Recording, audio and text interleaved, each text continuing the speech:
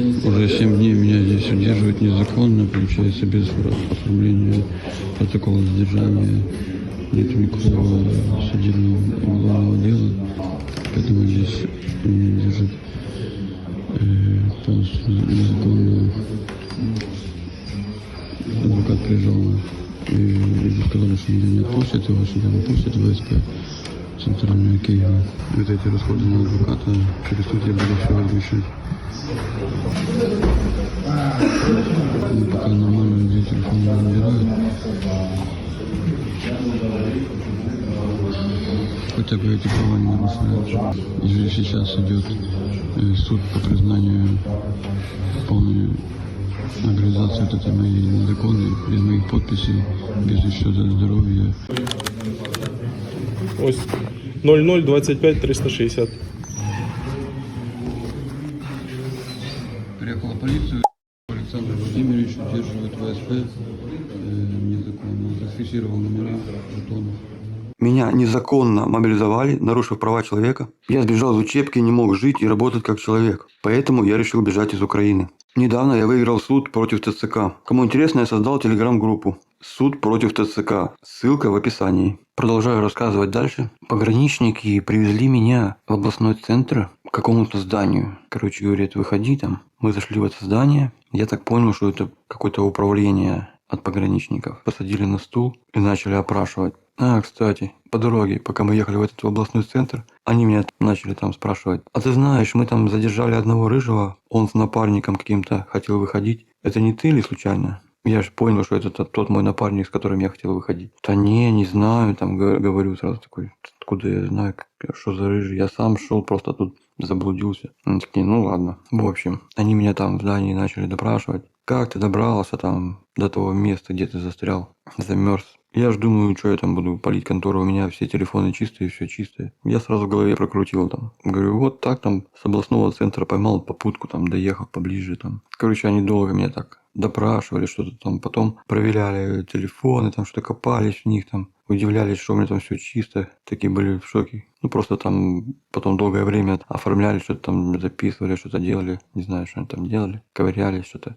Я просто там поотвечал на эти разные вопросы. И сидел весь мокрый, холодный, ждал. Короче, они это долго делали.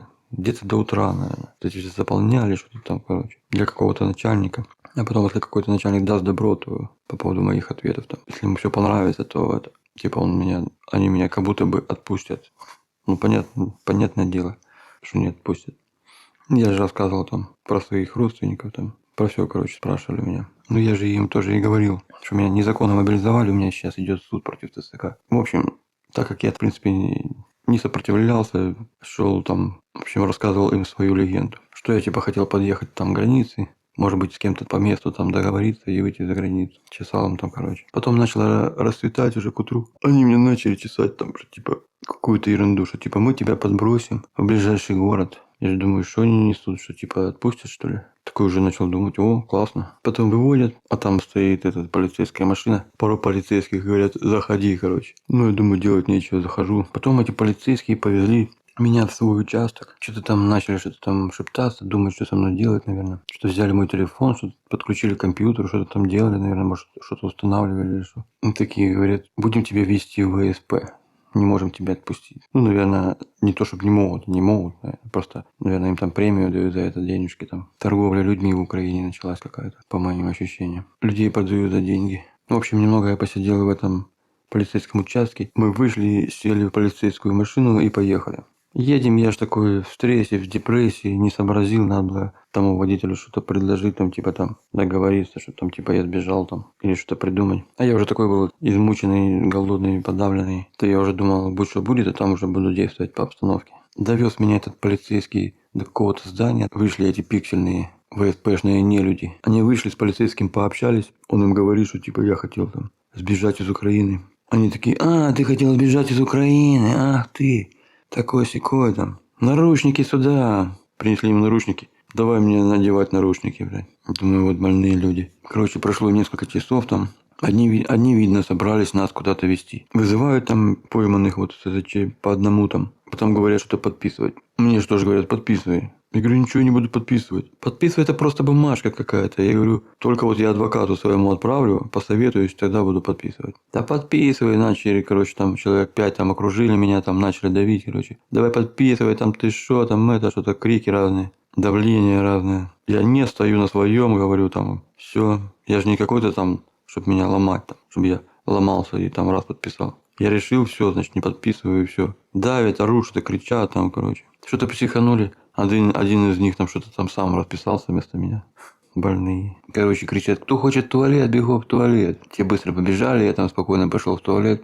Получается, самый последний же там был в туалете. Залетает один этот сумасшедший там ВСПшник. Я еще в туалете. И думаю, пока я там делаю свою нужду, там позвоню сестре, там сообщу, там, как дела. Только набрал, залетает этот ВСПшник, я еще нужду свою не сделал. Он начинает орать. Ложи телефон, выбегай. Я говорю, в туалет еще не сходил. Думаю, больной какой-то, ладно, ложу трубку. Закончил быстро свое дело, выхожу, он начинает орать там, типа, ты что-то там звонишь, ты что там, короче, относиться не как к человеку, не как к украинцу, а как вот, наверное, вот в российских вот этих в лагерях так относятся, там, к зэкам каким-то. Такое было отношение. Я не думаю, что человек потом после этого пойдет их защищать, что ли. Воевать за такую страну, где вот это происходит, нарушение прав, такое отношение нечеловеческое, как к скоту. Начал орать, короче, их там куча. Соответственно, сопротивляться там какое-то, оказывается, что-то недовольство, там, права человека говорить, что-то еще не имело смысла. Потому что, как начинаешь говорить права человека, этот, короче, там, оплевух у меня такой шлеп. Наручники, руки за спину такой раз. Одел мне наручники опять, долбоёб, блин, больной на голову. Выводят нас, заводят в автобус, там мы сели в автобус, поехали. Ну, я ж толком не знаю, куда, что. Короче, едем. Потом заехали в Киев. Подъехали к какому-то КПП, к зданию заехали, подъехали. Выходим такие. Повыходили, я же в тех наручниках. Ну, когда уже вышел там на территорию. Это оказалась своя территория Киевского ВСП центрального. Ну, я еще не знал. Думаю, буду смотреть, что дальше будет. А там буду уже думать, как делать, что, как действовать. Ну, в общем, я вышел, они отстегнули, в принципе, сразу там наручники мне. Потом же они нас всех передали какому-то ВСПшнику. Несколько ВСПшников там приняло нас. Ну, как приняло. Просто сказали, пошли с нами. Мы идем в их сопровождении, типа под охраной. Подходим к какой-то казарме. Там здание, вот, она как казарма была. Заводят нас на второй этаж казармы. Там при входе сидит пару ВСПшников. Ну, я так понял, типа они там дежурят, охраняют нас. Рабов, получается, нынешней власти. Мы заходим. Те дежурные что-то там фамилию, короче, записывают там в список. Они ведут там, короче, каждый день список, записывают, кто у них там находится. Записали, в общем, сказали, идите в расположение. Захожу я в расположение, там большой такой зал. С левой стороны и с правой стороны много кроватей. На удивление у нас телефоны не забирали. Типа, вы попали уже в Киевское ВСП центральное, вы уже не полностью рабы, раз у вас есть телефоны. Даем же какую-то вам свободу. Типа, держим вас тут, не отпускаем, охраняем, чтобы вы не сбежали. Но у вас есть телефоны, типа, такую мнимую свободу нам дают. В общем, я там оказался первый день, наверное, до обеда где-то. Потом же прошло некоторое время, там, может быть, час, не знаю. Заходит какой-то мужчина, говорит, постройтесь. Ну, все начали выходить, там, выстраиваться в очередь. Ну, в две шеренги. И он там начал рассказывать, там, политику. Наверное, он там каждый день приходит, я думаю, и рассказывает это. Так и было. Рассказывает, где вы находитесь, что дальше будет, там, называет фамилии, отбирает людей по фамилиям. И говорит, подходите туда к дежурному к двери с вещами, собирайтесь. По фамилиям там назвали. В общем, мою фамилию тоже назвали. Я, как и все, как и многие, пошел к дежурному по коридору. Думаю, что происходит, непонятно, но очень интересно. Посмотрю, что дальше будет. Но, по крайней мере, добровольно я никуда не пойду на мясо. Умирать за коррупционную вот эту власть. За олигархов, за мажоров. Какой беспредел в Украине происходит. Все воруют, везде взятки. Это что, за это воевать? В общем, в центральном этом ВСП тех, кого по фамилиям вызвали, сказали, выходите на улицу. Повыходили там, короче, все курят. Подъехал автобус. Мы начали заходить в автобус. И куда-то нас повезли. Ехали долго, я там по телефону всегда смотрел мое передвижение. И по дороге пару раз останавливались там. Типа в туалет сходить там, что-то еще. Но так как уже было холодно, и я в тонкой одежде осенней был. Я думал там, допустим, побежать куда-то в поле, бежать без остановки. Ну, так было холодно, что вот я, допустим, только с автобуса вышел. Через несколько секунд уже дрожишь, уже колбасит. А без еды и так, с такой одеждой ты там пробежишь чуть-чуть, и уже там и сил не будет у тебя. И замерзнешь там. Я думаю, подожду более удобного момента. Ну и, в принципе, мне было интересно, вот, что будет дальше, потому что у меня идет суд против ТСК. И уже судья там, в принципе, на моей был стороне, ну, видно было по его ответам на позов. А потому что действительно все нарушение закона было полностью. Нарушение Конституции, прав человека. Подделка ВЛК. Ни одной подписи моей нигде нету. Ни на ВЛК, ни в военном билете. Они даже нарисовали в военном билете какую-то подпись. Это что? Демократия, блин. Это какая-то анархия. Дальше нас привозят в какой-то резервный батальон. Автобус у нас был, ну, практически полностью полный, забитый людьми. То есть людей было много. В этом резервном батальоне начали оформлять, записывать. Даже спрашивали согласие. Когда дошла очередь до меня, я захожу, они говорят, вы согласны? Я начал отказываться. Говорю, отказываюсь от службы здесь. Но у меня сейчас идет суд. На этом основании там я отказываюсь. Начали там, короче, орать. Ты что, тебя посадят, ты там в тюрьму сядешь, такое всякое давление там. Ну, чтобы и другим было неповадно, так, чтобы никто так не отвечал. И вообще давление началось. Я же стоял на своем, отказывался. Меня и еще нескольких человек повезли обратно. А что, их повезли там? Ну, типа, не все документы какие-то оформили, чтобы их приняли в этом батальоне. Бардак, короче, вообще. Ну, привозят же меня обратно. Там спать реально было ужасно. Кровати вот эти солдатские, бомжатские такие.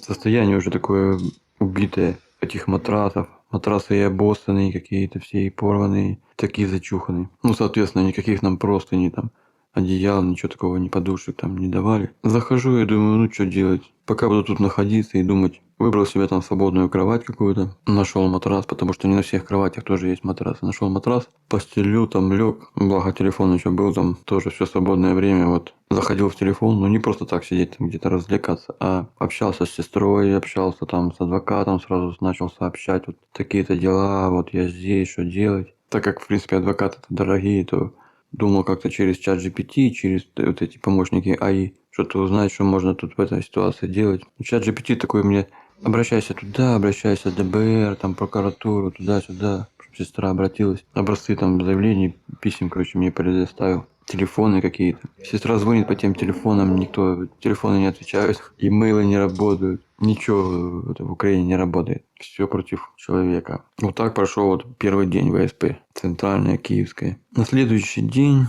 я же с утра сестре пишу там: поищи какого-то там адвоката, там кредитные деньги пока есть, поищи какого-то в Киеве адвоката, чтобы там что-то делал, там вытащил меня отсюда. Потому что удерживает это незаконно. Но это действительно не то, чтобы я там говорю незаконно, а действительно незаконное удерживание. Согласно закону Украины, то не имели права не держать. Она нашла какого-то киевского местного адвоката, и он запросил аж 30 тысяч гривен. Офигеть просто. Он говорит, я помогу, я тут местный, я проеду, я позвоню, там все сделаю максимально. Сестра же ему отправила деньги, 30 тысяч гривен, это вообще. Он такой говорит, ну смотрите, я позвонил, там мне сказали, что вас здесь нету. Его здесь уже нету. Мы говорим, да есть. Потом он говорит, я такой подъехал, меня не пустили. Я сказал, отпустите.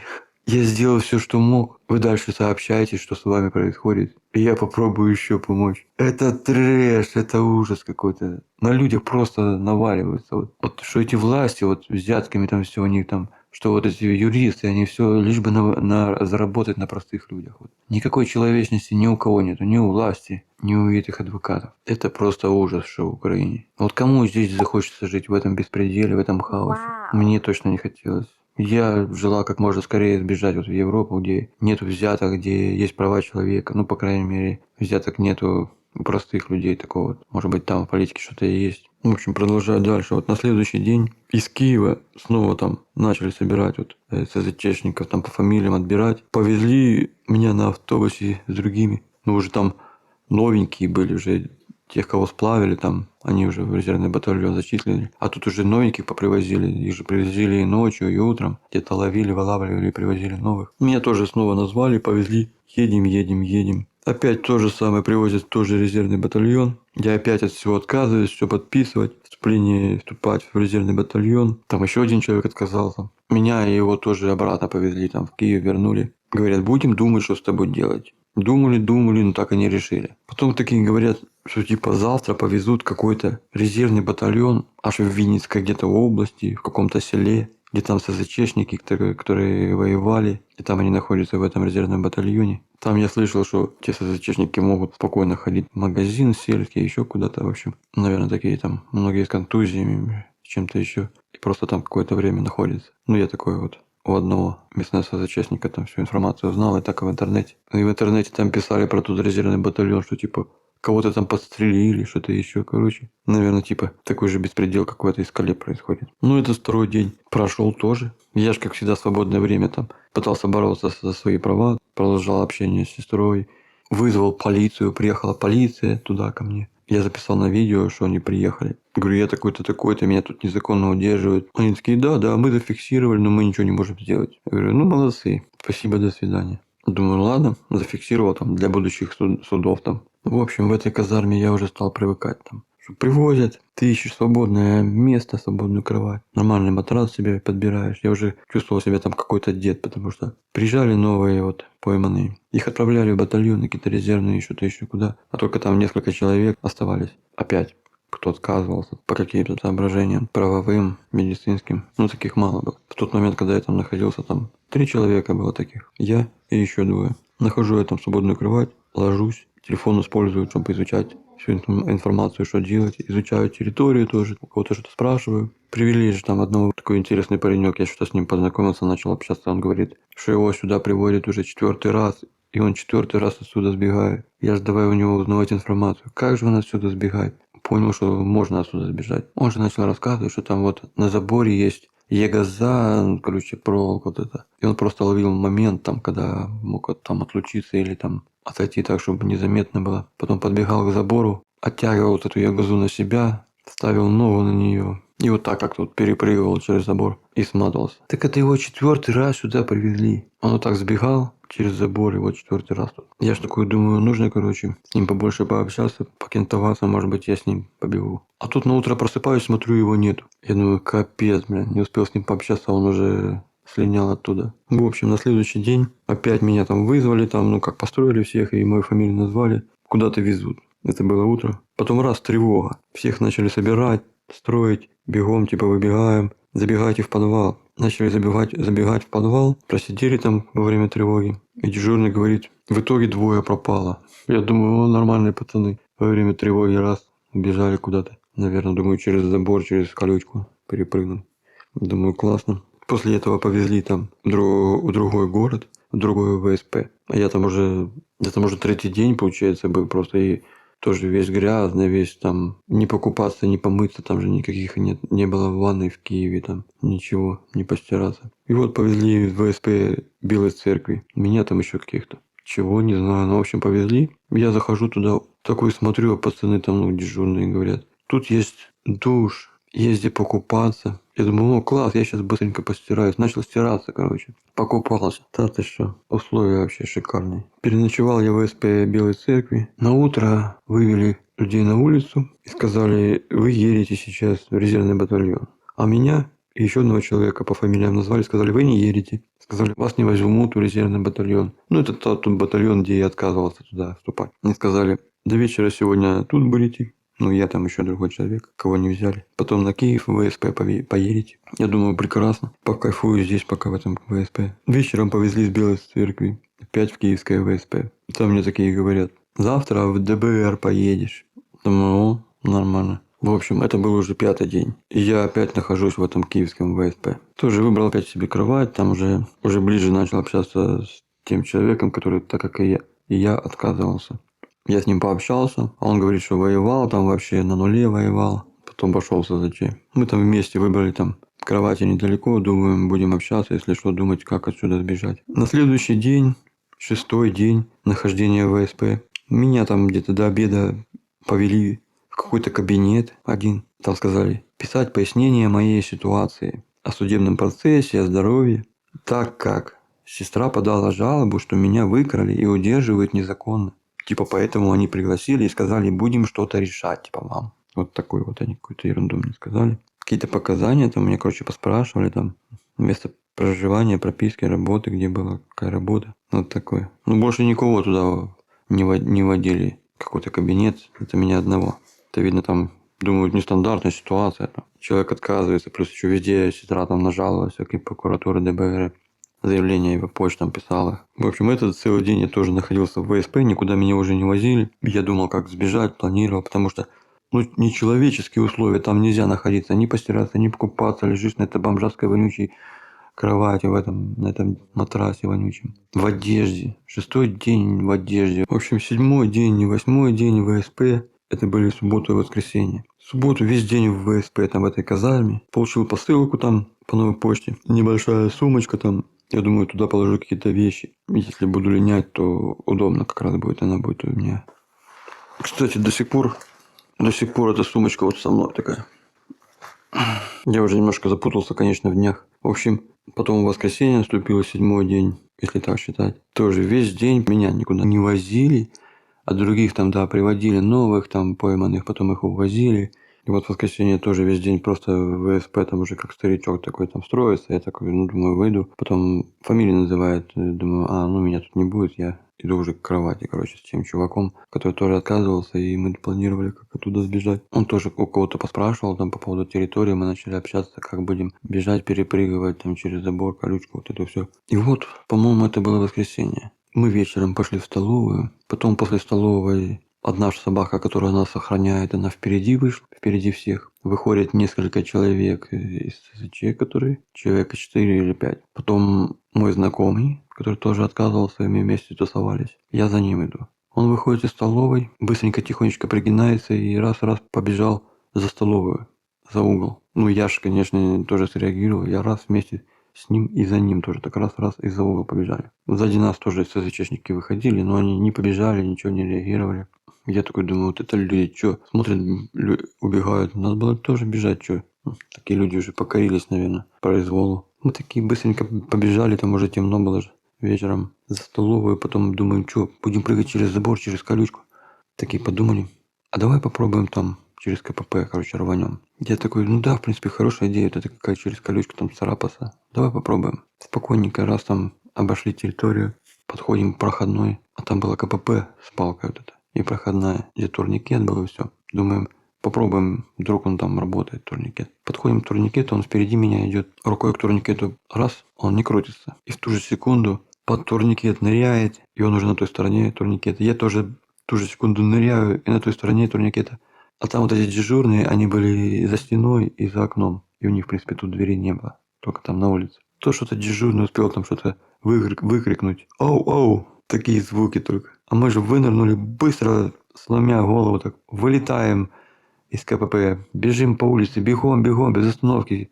Сколько есть силы, сколько есть дыхания. Бежим, не останавливаемся, бежим. Там секунды прошли, минута. И мы уже там на перекрестке.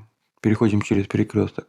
Заходим в магазин. Я быстренько вызываю там такси, короче. Мы такие радостные, обнимаемся там. Радости нет предела вообще.